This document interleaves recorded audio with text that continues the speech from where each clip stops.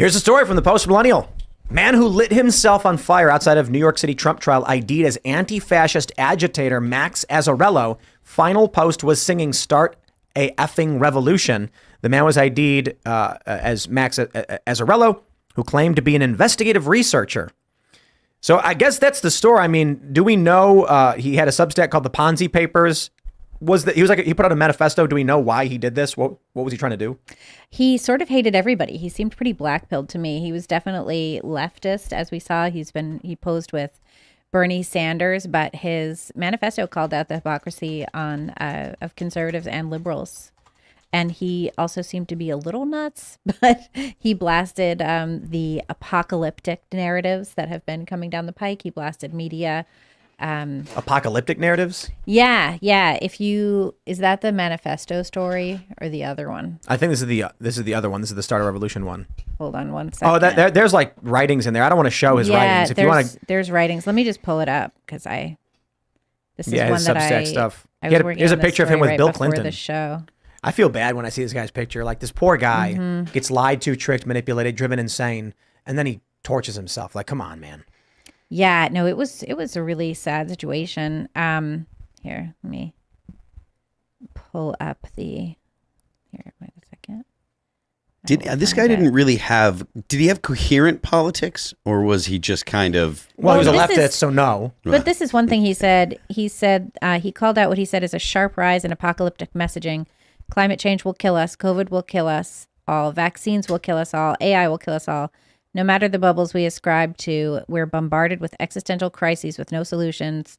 We've seen a surge in apocalyptic film, literature, and video games that tell us there is no way out of our poor circumstances but total societal breakdown.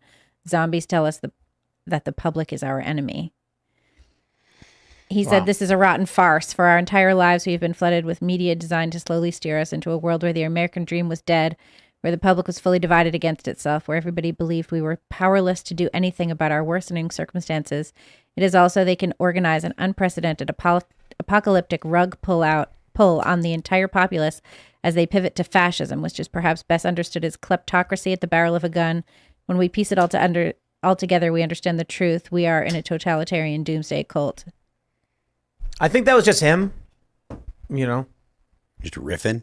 No, in the doomsday cult. Oh, yeah. Like the attitude that he had, the way he viewed the world. Meanwhile, you've got a lot of optimism and people who are fighting every day. Every generation has its challenge, whatever it may be. What I think is particularly funny about our generation's challenge, it's that it is the excesses of the previous generations. So it's like all of the good that came from the previous generations resulted in problems for our generation. And the good resulted, what I mean to say is a lot of great things resulted in people who were entitled, lazy, and didn't have anything to fight for and became purposeless. And now we have leaders who don't care. We have aging leaders who are on the verge of dying.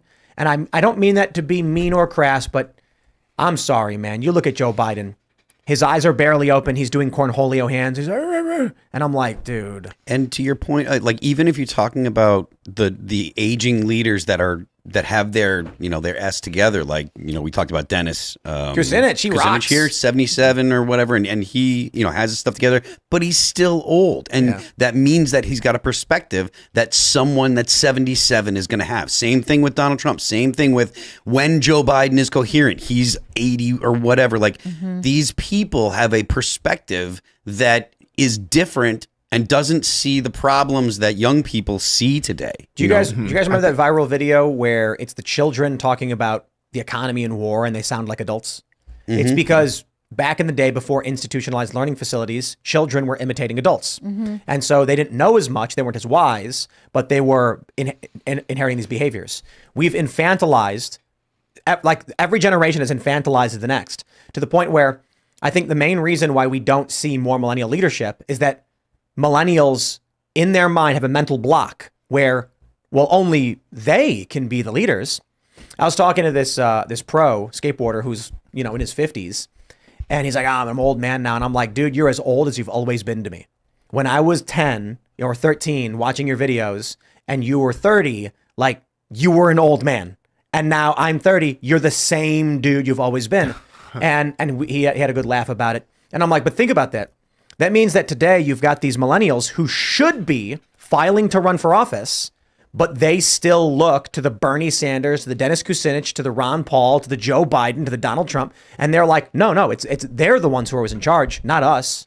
Right. And I got a lot of pushback against this in my race. So running for U.S. Congress, I'm 30 years old, right? And I'd have a lot of people question me and ask me, how can somebody who doesn't have any life experience be running for U.S. Congress? Like, I'm 30. Whenever you're 30 years old. And I'd say, well, one, 30 is not that young. I mean, most of our founding fathers, whenever they were signing the Declaration of Independence, were in their 20s or 30s. I mean, these were young guys who were Hamilton putting their was life. a young guy. Exactly. I How mean, old a was lot- he? He was like Hamilton. 18 or He something? was like I think he was 18 like- when he yeah. started.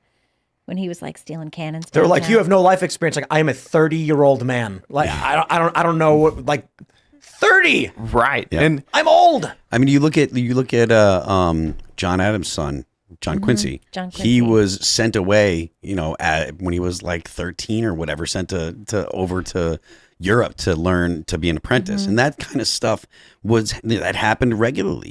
If you didn't, you may go to college, but you would be sent off to learn some kind he of went trade. to Harvard too. Yeah. But he had John Adams had a son who was a horrible alcoholic and left his wife and went Yep. to ruin and died and a whole mess. Yeah.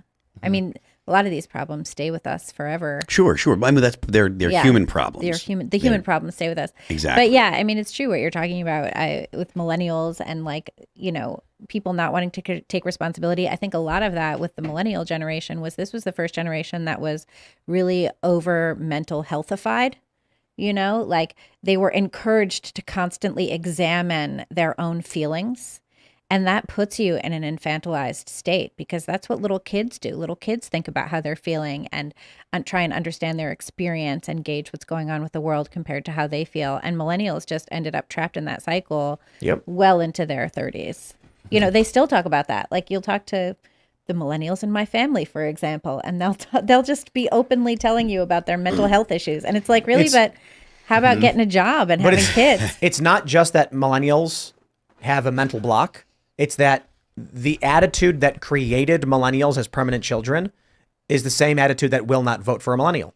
It's that you get someone who's in their 30s and they're like, I'm 37, I have 4 children, and I own my own business, and I'm successful. And they're like, you're so young, I won't vote for you. It's the craziest thing to me. It really is when I'll meet someone who's in their 50s, and they'll go, you're still a young man. I'm like, I'm 38. Okay. I am like 39 is the beginning of middle age. I'm not a young man. I am just a regular man. I'm not an old man. I'm a man, but I get it. The old guys laugh and say, I wish I was 38 and young like you. And it's like, no, I get it. But young is 20. And at 20, you are still an adult, 2 years into adulthood and signing contracts. We can't keep maintaining this idea that 30-year-olds are young. But what happens is, even if a millennial runs for office, the 50-year-olds are going to be like, he's too young. He doesn't know what he's talking about. I'm going to vote for the old guy. And then young people are like, yeah, only old people are in office. And then what do we get?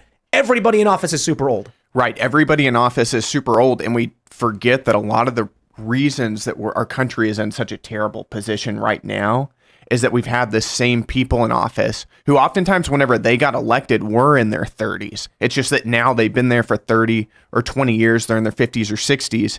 But we've had the same people doing the same things for decades now. And now we're starting to really, really live with the consequences, whether it's a massive deficit or whether it's a foreign policy that's still living as if the Cold War is still alive, or as if the United States is so clearly in a position where we can just dump unlimited amounts of money all over the globe or all over our own country. Which we're certainly not. Which we're certainly not. But we have people who have been in office for so long who are still living as if like the United States is where it was 50 years ago. And that's a huge problem. And we're the ones who have to deal with the consequences. Joe Biden was 30 when he was sworn into office in 1972. And he was considered young when he did. Yeah.